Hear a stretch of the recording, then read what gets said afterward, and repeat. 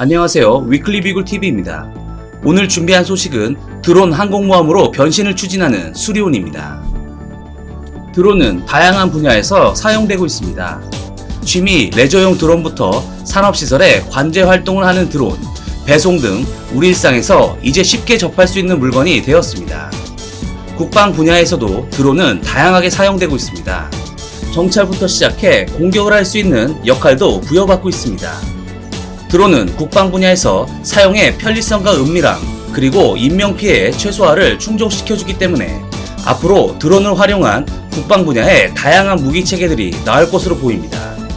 이에 우리 육군은 드론봇 전투단을 창설하여 드론 전투체계를 활성화시키고 있습니다.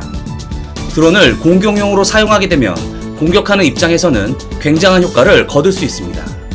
적의 주요 시설을 파괴한다고 가정하였을 때 전통적인 방법으로 전투기를 투입하였을 경우에는 부피가 커 레이더에 탐지되기가 쉽고 이로 인해 요격을 당할 가능성이 높습니다. 물론 은밀한 스텔스기가 있다고 하지만 요격을 당하지 않을 것이라는 보장도 없으며 엄청난 고가의 무기체계이기 때문에 요격으로 인한 작전 실패와 그에 따른 전력 손실 등 후폭풍은 실로 어마어마합니다. 하지만 드론을 이용한다면 작은 크기로 은밀하게 적 주요 시설에 접근해 타격을 할 수 있습니다. 만약 발각되더라도 요격이 생각보다 어려운 장점도 있습니다. 사우디의 원유시설을 파괴한 장본인은 바로 저가형 드론에 장착한 저가형 미사일이 전부였습니다. 정리하자면 드론은 저가의 무기체계로 인명피해 없이 적을 타격할 수 있는 공격수단으로 부상한 것입니다. 이에 우리나라를 비롯한 세계 군사 강국들은 이러한 드론을 활용하는 방법을 앞다퉈 개발하고 있습니다. 이스라엘은 로테멜이라는 시가지 전투용 자폭 드론을 개발하였습니다. 자살 공격을 하듯 목표물을 향해 달려들어 자폭하는 것이 로테멜이라는 드론의 특징입니다. 드론의 무게는 약 4kg이며 적외선 카메라를 장착했고 비행시간은 30분입니다. 조종자는 태블릿을 이용해 조종하다가 목표물이 발견되면 공격 모드로 전환시키게 됩니다. 로테멜은 빠른 속도로 목표물을 향해 접근한 후 2개의 파편성 수류탄을 터뜨리며 자폭을 시도합니다. 200m에 접근하기 전까지는 드론의 소리가 들리지 않는 은밀성도 가지고 있습니다. 또 목표물을 찾지 못한 경우 안전하게 착륙시켜 재사용도 할 수 있습니다. 순항미사일과 흡사한 형태의 자폭 드론도 개발하였습니다. 미니하피라는 이름의 자폭 드론을 이스라엘의 AIA사가 새롭게 개발해 공개하였습니다. 미니하피는 작년 인도 국방전시회에서 처음 그 모습을 공개하였습니다. 45kg의 전자구동으로 소음이 적고 약 100km 반경을 2시간 동안 채공하며 작전이 가능합니다. 과거 유사한 체계인 하롭과 하피의 능력을 결합한 것으로 전자광학 능력으로 광대역 전파 방사를 탐지하는 능력을 가지고 있습니다. 중국은 한술 더 떠 자폭 드론을 군집 형태로 개발하고 있습니다. 중국이 목표물을 향해 한꺼번에 달려든 뒤 터지는 자폭 드론을 개발한 것으로 보인다고 사우스 차이나 모닝포스트가 16일 보도했습니다. 중국 전자과기집단공사에 공개된 동영상과 인민해방군 내부 소식통을 인용한 사우스 차이나 모닝포스트 보도에 따르면 전자과기집단공사는 지난달 드론들이 무리를 지어 발사되는 시험을 진행했다고 밝혔습니다. 미사일 발사대와 비슷하게 생긴 드론 발사대에서 드론 수십 기가 발사되는 방식입니다. 이후 드론들은 조종하는 사람의 지시에 따라 벌떼처럼 모여 움직입니다. 전자과기집단 공사는 이 발사대를 헬리콥터에 실어 공중에서 드론을 발사한다는 계획을 가지고 있습니다.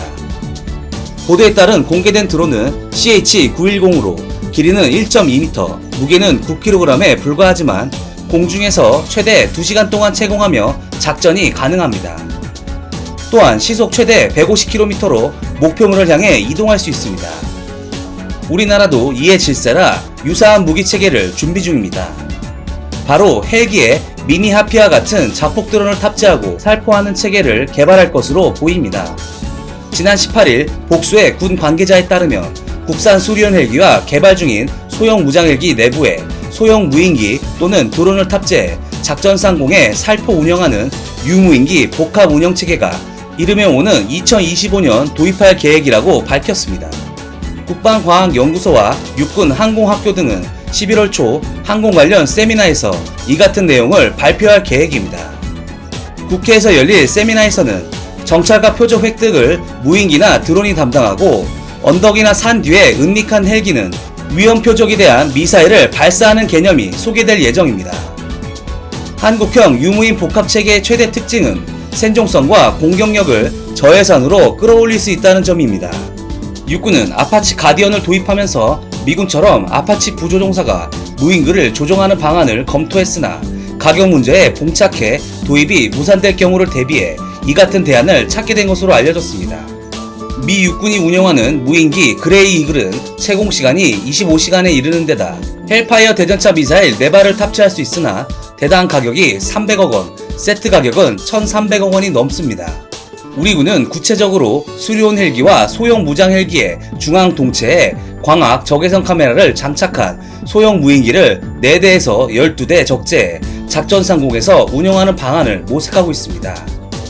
위험 목표에 대한 자폭 기능을 갖는 소형 무인기는 이스라엘의 AIA사의 미니아피의 국산화 모델이 유력하게 검토되고 있습니다.